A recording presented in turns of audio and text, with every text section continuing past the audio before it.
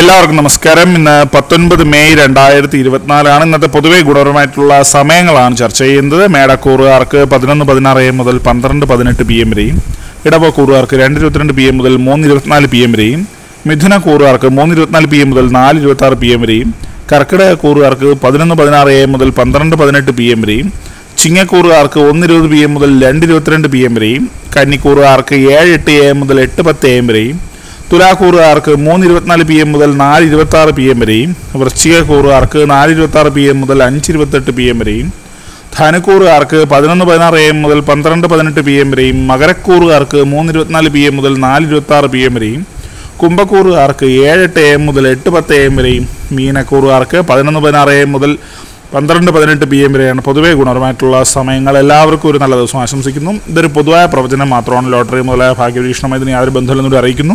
നന്ദി.